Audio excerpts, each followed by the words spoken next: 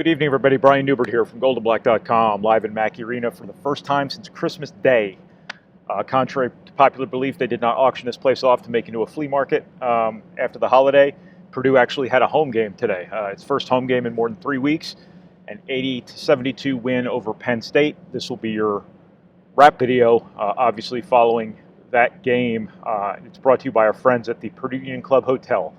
Next time you plan a trip to campus, please keep in mind the Purdue Union Club Hotel. They're newly renovated. You won't even recognize the place. It's freaking spectacular from what I understand. Again, 80-72, Purdue over Penn State. I am going to be very quick about this because I do want to get out of here. Everybody wants me out of here, I'm quite certain. But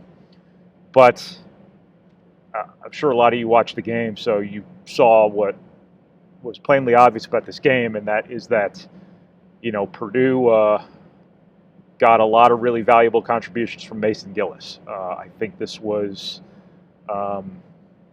thus far this season, I think this was kind of the Mason Gillis game. I know that sounds a little bit exaggerated for a guy who made, I think, 2 field goals or whatever it was, but I think that it's accurate. I think he was fantastic for Purdue today. I think this was the sort of game where Purdue had to find a way to win when it didn't shoot well, and obviously Penn State, did a great job on the offensive glass.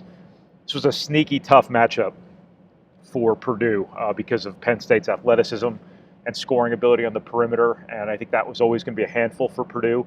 But I also think you saw Penn State come out with 3 weeks worth of idled energy, and Purdue really had to match that or overcome it. I think they overcame it more than they matched it for the most part. But I think part of the reason, Purdue was able to persevere in this game was everything Mason Gillis gives you.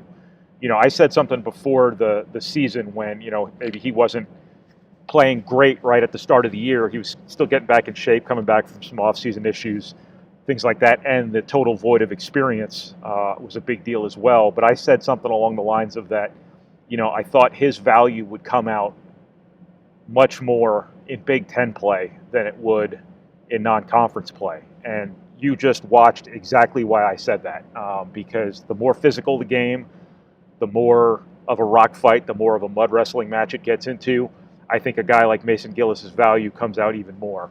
But on top of him fighting for all these loose balls, fighting for all these rebounds, and the statistics don't even do it justice because he finishes with 5 rebounds. That's not even a fraction of the story. He chases an offensive rebound early in the second half, Purdue ends up keeping possession. Brandon Newman ends up hitting a 3 to cap the 10-0 run. Mason Gillis makes that play. Doesn't get credit for anything, but he makes that play. That's one of a number of examples that I'm sure I'll outline tomorrow when I go back and watch the game. But again, his value comes out much more in games like this where physicality matters so much, the glass, possessions matter so much, loose balls matter so much. Everything is magnified in Big Ten play because every possession matters so much more. And I think guys like Mason Gillis just come to the forefront in games like that. And that's exactly what you saw today. I think I'm writing a story for tomorrow about him and Brandon Newman, what they've both meant to this team from a competitive perspective. And I think it can't be overstated because I think the two of them combined, Gillis and Brandon Newman, have given Purdue so much of what they lacked last year, so much of that competitive drive, that competitive spirit, just that competitiveness, period. They're almost like, and not to take anything away from anybody else because this is a much more competitive team top to bottom than I think it was last year, but those guys have been net gains to a really, really meaningful extent for Purdue. I think, all due respect to the guys who left, I think the trade-off competitively from the guys who left to the guys who came out of redshirt has been a overwhelming win for Purdue. I think Newman and Gillis together are sort of like, almost like the engine of this team because I think they're so competitive and they play so hard that they're great tone setters. And having a couple of those guys, really is a big deal for this team. Purdue doesn't shoot well tonight, but again, finds a way. Purdue's not going to shoot 6 of 32 very often. They're not going to miss 14 in a row very often. What all went into that, I don't know. Maybe just one of those nights. It always amazes me when everyone struggles at the same time. It just doesn't defy logic, or it just defies logic to me. But that was the situation Purdue was in, and you don't have Mackey Arena to bail you out of these situations this year. Purdue, what they did at the start of the second half, that 10-0 run to start, that is what they do to people traditionally here because once you get to 5-0 or whatever it is to start a half, this place goes nuts, and that always has that ability to take Purdue from one level to another. You don't have that luxury this year. So for them to come out and do what they did at the start of the first half really speaks to their ability to, I guess, bring it from within, so to speak.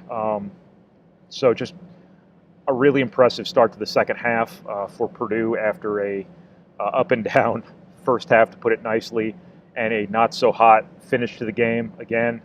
Just like sort of that little spell there at Indiana where they missed 5 of 6 free throws. Purdue had a little bit of a swoon there at the end, let Penn State get as close as 4, but when Penn State got within 4, there were 16 seconds left. So the game was, still pretty well in hand. But, to be up 17 and end up having it down to 4 in the final seconds, that's not ideal.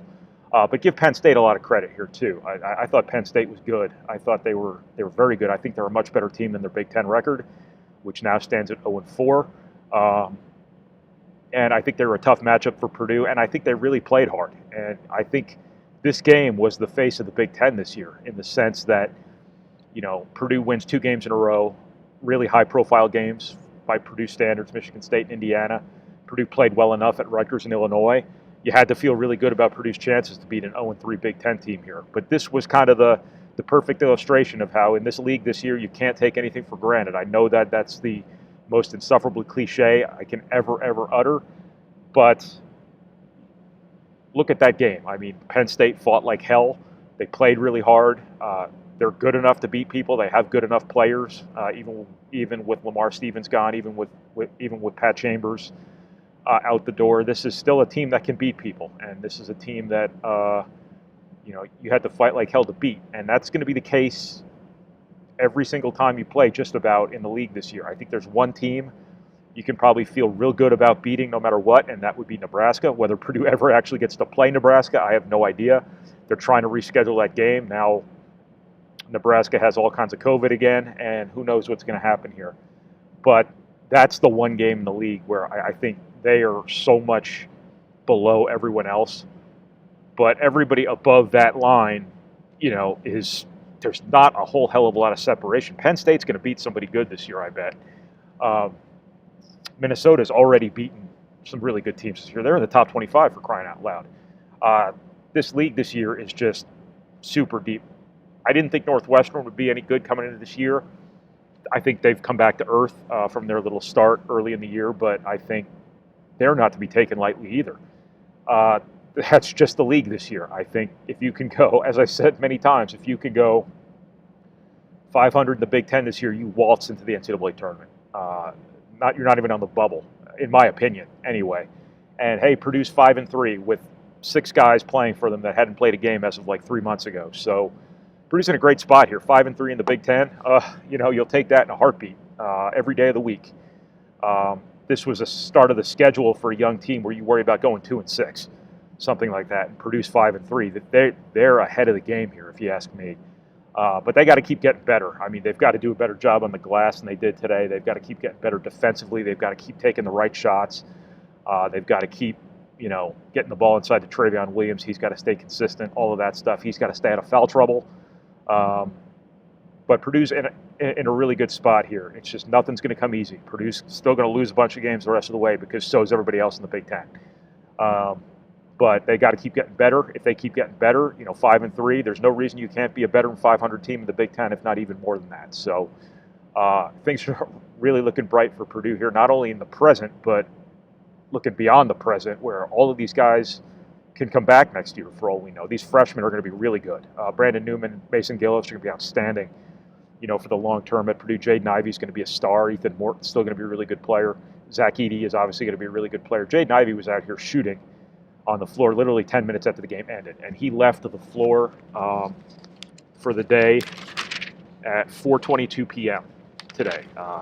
He went right into an almost hour-long workout right after playing a Big Ten basketball game. I think the facility guys wanted to put up the practice backboards here, so I think he might have gotten chased out. I don't know that for certain, probably not, but for all I know, he might have gone back to Cardinal and shot some more. I have no idea, but just pretty impressive what he's made of. He is going to be an absolute star. Got to keep taking the right shots, got to attack off the dribble more, but he's going to be really good. And I've lost control of this video totally. I'm now doing a whole video on Jaden Ivey after I was talking about the Purdue Penn State game. So that's what I got from Mackey Arena. Finally, this is Brian Neubert from GoldandBlack.com following Purdue's 80-72 win over Penn State. Thank you. I forgot who they played for a second. Thank you for watching. Thank you for reading. Thank you for listening. And thank you for processing our materials, however it is you process our materials. If you're interested in all our coverage, our analysis, our message boards, all of that stuff, please keep in mind our site. If you're one of the non-subscribers watching this, please keep in mind our site. And you can go get a 45-day free trial or whatever it is we're offering right now. So give us a try. Thanks, everybody. See ya. We'll talk to you again Tuesday night after Purdue plays at Ohio State.